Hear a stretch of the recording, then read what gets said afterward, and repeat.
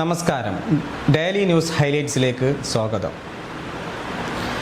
യുദ്ധസമയത്ത് കോൺഗ്രസ് പരിഭ്രാന്തി പരത്താൻ ശ്രമിക്കുന്നുവെന്ന് പ്രധാനമന്ത്രി. ചൂട് കൂടുന്നതായി കാലാവസ്ഥാ നിരീക്ഷണ കേന്ദ്രം ജാഗ്രതാ നിർദ്ദേശം പുറപ്പെടുവിച്ചു. അമേരിക്ക ഇന്ത്യയോട് യാചിക്കുന്നുവെന്ന് ഇറാൻ പരിഹാസം. ജാമ്യത്തിലിറങ്ങിയ ഗുണ്ടയെ പട്ടാപ്പകൽ വെട്ടിക്കൊന്നു.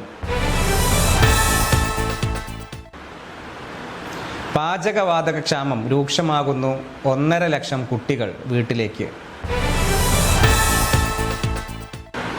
ഇന്ത്യയുടെ വികസനത്തിൽ അസൂയയുള്ള ശക്തികളുടെ കൈകളിലെ കളിപ്പാവയാണ് കോൺഗ്രസ് എന്ന് ഇന്ത്യൻ പ്രധാനമന്ത്രി നരേന്ദ്രമോദി.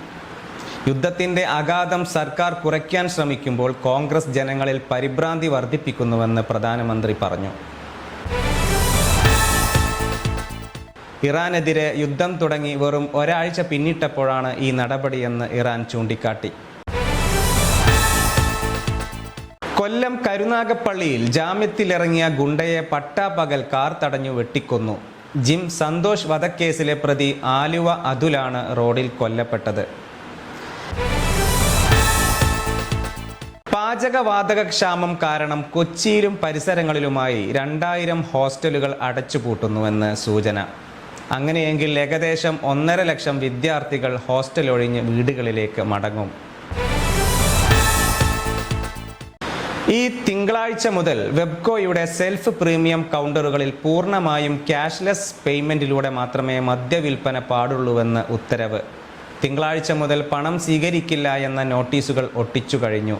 UPI ATM കാർഡുകൾ വഴി മാത്രമേ മദ്യം വാങ്ങാൻ കഴിയൂ. ിക്കൊണ്ടിരിക്കുന്ന പെൺകുട്ടിയെ ആക്രമിച്ചു. വെങ്ങോല പൂനൂരിൽ പുലർച്ചെ 2:30 സംഭവം. തമിഴ് കവി R. വൈരമുത്തുവിന് ജ്ഞാനപീഠം പ്രഖ്യാപിച്ചു. തമിഴ് കവിയും ഗാനരചയിതാവും നോവലിസ്റ്റുമാണ് R. വൈരമുത്തു. ചൂട് വർദ്ധിക്കുന്നതായി കാലാവസ്ഥാ നിരീക്ഷണ കേന്ദ്രം. ആലപ്പുഴ താപനില 37 ഡിഗ്രിക്ക് മുകളിൽ. ജാഗ്രതാ നിർദ്ദേശം പുറപ്പെടുവിച്ചു. ഈ ന്യൂസ് ഹൈലൈറ്റ്സ് ഇവിടെ അവസാനിക്കുന്നു. അടുത്ത ന്യൂസ് ഹൈലൈറ്റ്സിൽ വീണ്ടും കാണാം. നന്ദി.